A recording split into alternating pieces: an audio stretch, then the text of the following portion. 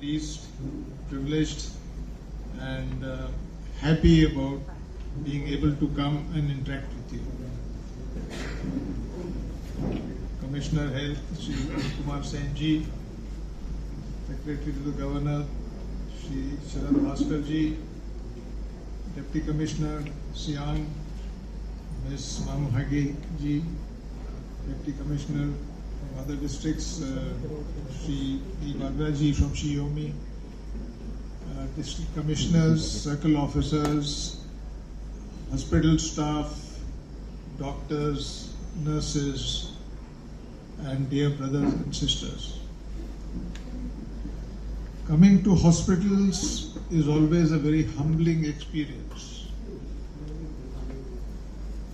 It just reminds us that there are so many people amongst us who are suffering and who need help. And therefore, I feel it is necessary to relate to the factuals which are happening here, because sitting in my office or place, I really don't get a correct picture of what must be happening here. And I have always been keen to know what the problems are and try and find solutions. The whole purpose of such visits is a value add.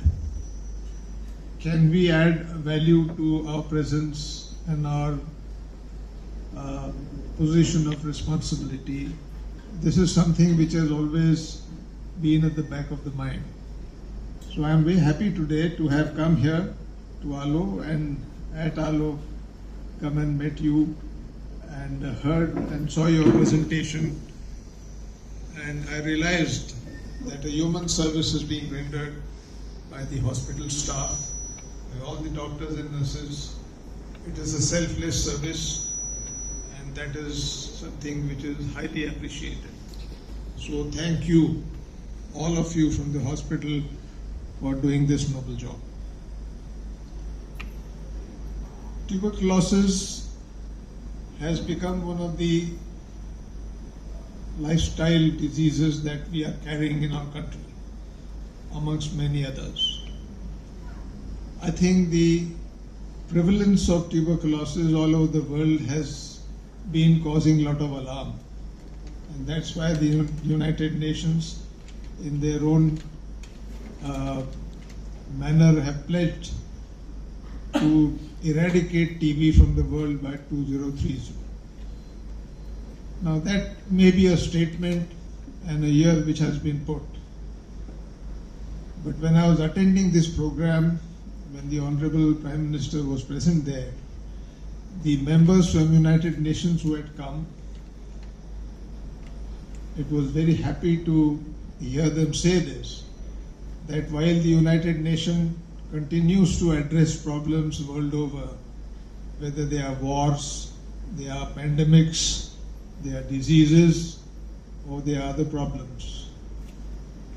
But what he said was that the cause of tuberculosis in the world is of great concern, and they had taken a pledge, all the members of United Nations, almost 180 or more countries, agreed that we must work to eradicate TB by 2030. But it was the Indian Prime Minister who made a pledge that we will do it even before that. He made a mention of the year also. But what the UN person said was that the commitment which is being shown by the head of a state, by not just making a statement, but by reeling out a program which is touching every corner of the country, by providing assistance through governmental resources, by approaching people on humanitarian grounds. Now that was the kind of appreciation that we got from the United Nations, to say that here is a leader of a state, here is a state which says that they will pledge to eliminate this TB in an earlier time frame. That is encouraging because it involves all of us. It's the vision of the Prime Minister, and we are the ones who have to achieve it. Therefore, all the yojanas that are going on, which have been mentioned here and which are being progressed in the districts, we have had a huge meeting on all that and discussed it yesterday with the district collector and the staff here. I am happy to note that concerted efforts are being put by the district to address these problems. It's very encouraging to hear the kind of attention that you have paid, the efforts that you have made to detect the cases, to incentivize them, to bring them here and to treat them. This concept of Akshay Mitra is unique in itself, only followed in this country. Nobody has thought of these things outside. So I think we all should take pride in the fact that we are addressing the critical ailments in our country in a very right way, in a collective manner where everybody comes together to address it. Having said that, there are many challenges and quite a few of them have been expressed by the presentation was being done, and I am quite aware of those. The ability of our medical staff to face these challenges, to attend to them, and to make an effort to cure people as early as possible is very laudable. And I compliment the entire staff of the hospital, district hospital here, and also the administration for the effort that you all have put in. Thank you very much for doing the same. We are regularly following up with statistics of various yojanas. There is a system by which we measure we first assess the people who are affected, we see the saturation levels, and then we try and achieve as high a saturation level as possible. It is a good method by which we come to know where we stand. We come to know that there are few more miles to be covered. There are some more people to be addressed. There are some more areas to be reached out. And I think in these aspects, Arunachal has done extremely well. We keep a tag on what is happening in the neighboring states. We also had a governors' conference last month. The other governors of the good practices they are following, and maybe imbibe some of them that we can follow also. Therefore, in today's world, whenever we have challenges, the need is for everybody concerned to come together and face those challenges. Coming back to TB per se. In olden days, when there was not so much of prevalence of attention in rural areas especially, people lived and died with these diseases. There was cure, but it was unreachable. Today the cure has reached the people. It is Sarkar Aapke Dwar. Again, a very unique method of addressing an issue. It is not that you had to find a hospital, report there, and people find you. They reach you. They help you. So I am describing the environment in which all this is happening. It is very encouraging, and as I have traveled through almost all the districts by now, I find that at every place there is a very, very concerted effort. There are personal examples of people having gone out of their way to care for others. This is a very, very important aspect, and I am proud to say that Arunachal excels in this aspect of care and share. So what is it that we can do? In the hospitals, generally we are discussing how we cure a patient. My focus is more on how can we prevent this ailment. And that is the challenge which is facing us in management and governance both. While we sit together and the cabinet discusses these issues, sometimes we are overawed by the numbers There are so many hundreds which have been affected, so many have been cured, so many have gone back, so many could not. Sometimes these numbers by themselves do not lead to any suggestions. They don't lead to any conclusions. But what we are trying to do is to go out of the box and find solutions as to how these lifestyle diseases can be cured. I want to speak about some of these issues and share my thoughts with you on this. See, the basic thing is we all understand that TB is a lifestyle issue. It is the environment in which you stay, it is the way you live, way you eat, way you conduct yourself physically, mentally, both. Today, if you look at the yojanas that have been announced by this center and the state both, a lot of emphasis has been paid on 3-4 aspects. And the first and foremost and prime thing that has been said is Swachhata Abhiyan. Cleanliness is one of the most basic factors which needs to be addressed. It is not that there is no cleanliness, but it is that an environment, a lifestyle, a custom, a tradition has forced us to live the way we live. So there is a need for change. We are talking of the yojanas which have been provided to us. I have been talking about this in all districts, in the villages and vibrant villages that I have gone to, that cleanliness is one of the biggest challenges. I even suggested that each village have volunteers, men and women, whom we can appoint as informal inspectors of hygiene and sanitation or first aid and things like this. If we can keep our villages and our environment clean, half the problem will go away. I am suggesting to the state that let us look at a concept of model villages. It's a tall order, but it is doable. We are striving to make our cities smart. There is a plan to make Itanagar, Pasighat, and 1 or 2 more cities in Arunachal to be smart cities by 2031. A lot of effort, money, everything will go into it, but how smart they will get the way they have come up already is a question mark. Could we not divert attention to smart villages?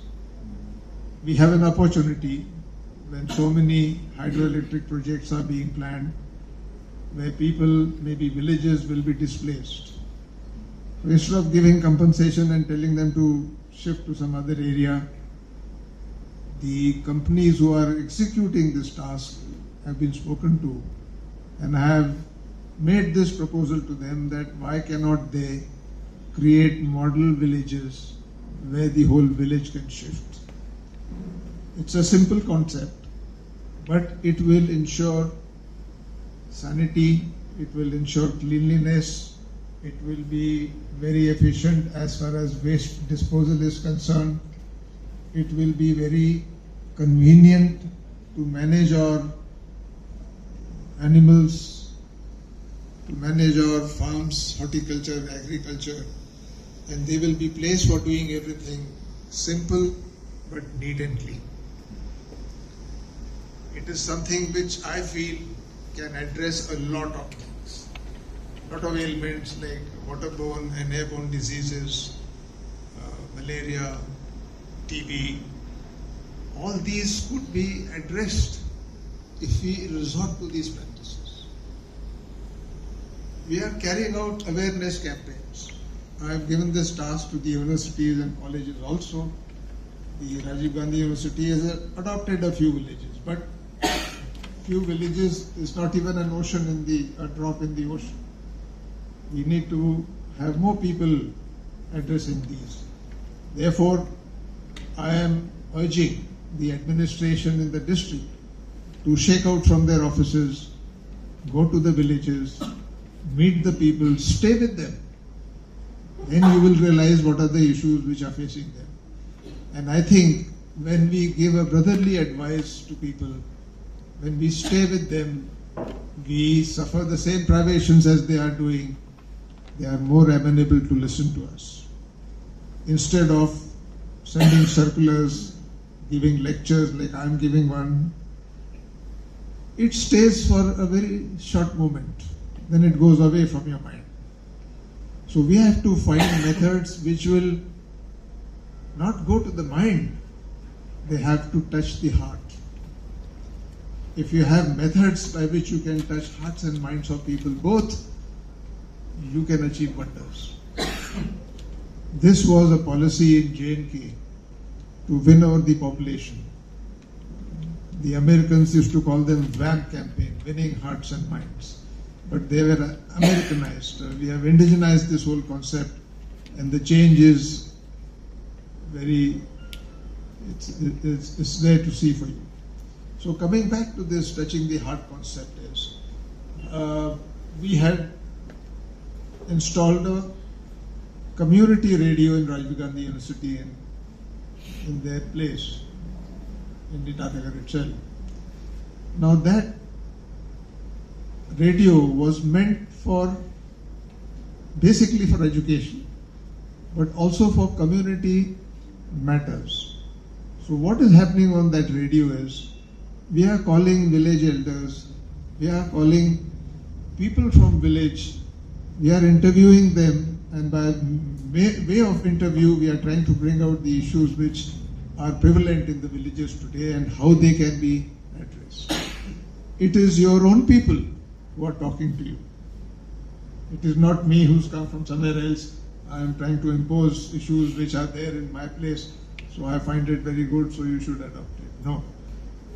It is our own people who are talking to us, because they realize that if we have to be a developed state, if we have to improve our systems, then it has to start from the bottom.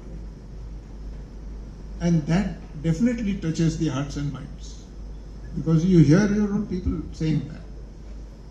Many things which need to be corrected, or you can say social reforms, are difficult to be brought in unless that sinks into the minds of the people. Many times I have this discussion with the Honorable Chief Minister, and we do discuss this needs to be changed, that needs to be changed, and I keep telling him, I said, the day this voice comes from your own people, it will change. No amount of instructions, directions, and suggestions coming from elsewhere, they will not be long lasting.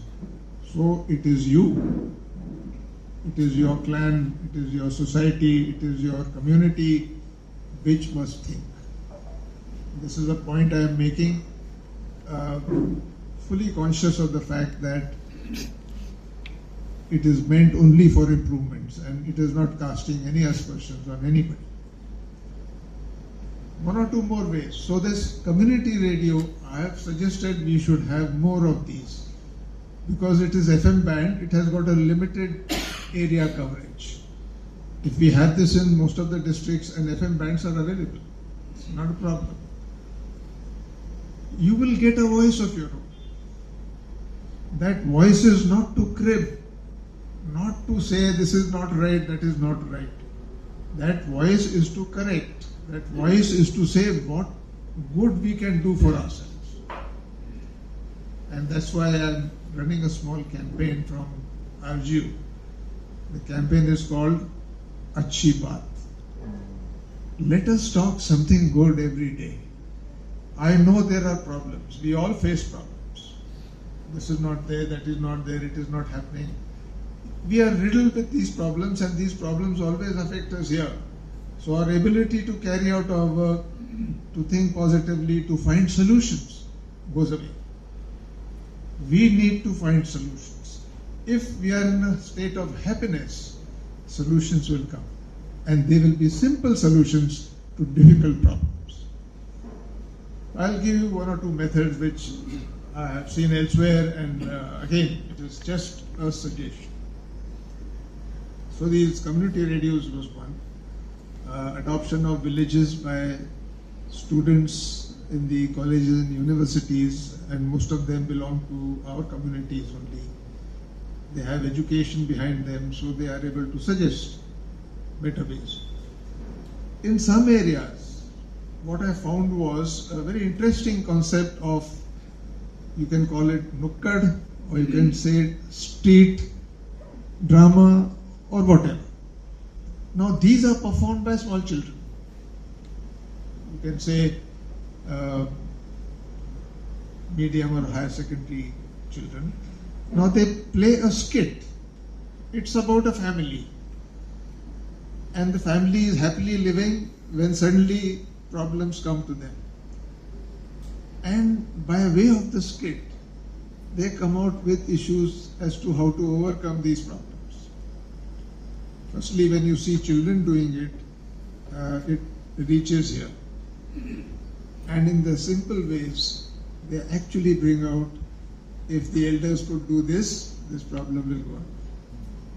Now these are skits which are staged in villages, in the valley, in the gullies, in the mohallas, and where you'll find suddenly a lot of people gather and they clap. It's a very casual way of doing it, but it has an impact. And there is somebody behind them who's guiding them. So these skits are audio-visual. What you see in print and media is one track. We could adopt to such methods to try and find answers to difficult questions. Visits by people sitting together and discussing it in small groups is more effective than speaking to a large audience and giving suggestions. I am saying this fully conscious of the fact that change has to come, and lifestyle changes are a must. It depends on what we eat, what we drink, where we stay, what is the environment. They are simple things which can be corrected. And I'm saying that you have to find an indirect method of changing things. And that brings me to one of my favorite subjects, which I've been parroting all over the place, and that is called perception management. We have to manage perceptions. In a family, the family elder has, things will be done like this, things will be kept like this, you will eat that, you will go there, you won't do this, you won't do that. There is some kind of a method a family settles down. Now, the perception of the family, then of that village, is developed by the way the customs and traditions lead. Now, if you want them to improve, it is difficult to say to them, okay, change your perceptions. You have to change the perceptions of the environment which is there. If it gets in his mind that if I do this, it will be a better thing, it will help me, it will resolve problems, you will find that things will happen. Let me give you some examples from J&K. Again, it is irrelated, but it is just to make a point. I was commanding the Northern Army in J&K for almost 2 years and 9 months. When I took over, this malaise of stone pelting was very prevalent. Thousands of people would suddenly get to a place and pelt stones at the army, at the police. They would spell stone, they would destroy the public property, they would. So a small gathering turned to be a big gathering, a protest turned to a civil disobedience. And a civil disobedience, when it got aggressive and they targeted the police forces by firing at them, the retaliation resulted in deaths of innocent people. It was a vicious cycle which meant this and this and this, non-stop. For years, we were figuring out how to stop this. We were trying to say, okay, let us use water cannons, we will use rubber pellets, we will put hailers. None of it was working. So what should we do? It occurred to me when I traveled and saw all this that there is a method in this madness. So I had a conference. I called all the DGs of police forces, army, paramilitary forces. I called the intelligence people. We sat in Srinagar and I said, today I'm going to ask you 4 questions. Give me the answers. The first question was, where do these stones come from which these chaps pelted? Because on a road you don't get these stones. So they said, sir, they come from the quarry. I said, good. Then I asked the other police forces. I said, when you have an apprehension that things are going to happen in a colony or in a village, how do you do the patrolling? They say, sir, we patrol all the roads. We put blocks on the squares. So he is missing the point. The stones are coming from the quarry. Are you patrolling there? No, sir. Second question was, how do so many people get together suddenly at early in the morning? No, sir, we don't go to mosque. I said, go to mosque. Sit there. Hear him out. And moment you know what he said in the end, pass it to everybody. We know tomorrow morning there is going to be problem there. We know the stones are going to come from that side. How will people be motivated to suddenly go from there? So they said there is a method. There are people, the separatist people are standing in the village. At each door they knock. They say, okay, how many members? Mother, father, son, children, daughters. A 500 rupee note in everybody's hand. Okay, take this, get into the vehicle. March. A family would get 4,000-5,000 rupees just to go there and throw stones. Who would not want to? And the beauty was, this was all fake currency. And fake currency was working in that valley because everybody had fake currency coming from you know where. So when I asked these 4 questions, I said, now is it clear to you? You will now go to the mosque and attend that prayer. The moment you come to know, tell everybody. Go to the quarries near that place and seal that place. If a dumper truck comes, impound it. Get the driver, put him in the lock. Morning, when they are about to be moved, some people, police people in their dresses should be there to collect those 500 rupees note, which I want. Not to put it in my pocket, but to show to the world that this is a fake currency. This is a Nautanki run by Pakistan and by separatists to mislead this people. In 1 month, the stone pelting stopped. It was a perception with which we were working. We were not seeing the hidden aspect of what was happening. I'm just giving a stray example. Today, if we have to change perceptions, we have to think out of the box and see how we can address this in a subtle way. No instructions issued, no thumping the table, no making loud noises, no giving big lectures, simple. There are many such examples. So think of it. Perception management is a key to governance, it is a key to management both. Physically and practically what we do is what we have to do. But psychologically and mentally what we have to do is we have to think. I have to change your thinking here. If I can do that, everything will be fine. You will be doing the same thing which I want you to do without I have to tell you. Ladies and gentlemen, sorry I've digressed from the topic of teaching, but I am also trying to change your perceptions. The hospital is meant for a very noble job here. I know that you can't change alternative methods of treatment, but if you psychologically and mentally find ways and means to convince people to do things the right way, there lies the answer. I'm very happy to note that there is a lot of incentive for getting people, reporting them, bringing them here. giving them incentives for being cured, and so on and so forth. All this is a thought process from the top which has come. We have been given this facility. It is good. But that should not only become a single resource to say we are doing everything for you. Sarkar Aapke Dwar is a very noble idea. But are you getting what you want out of it? Is the village responding to you in a way that you want? Everyone is there. You provide medicine, you give checkups, you give implements, you give them literature. How is that village improved when you come after 6 months? Has it had an impact on them? Please think. Again, it comes to perceptions. Can we change the perceptions of people to make them realize what they need to do? That is the game.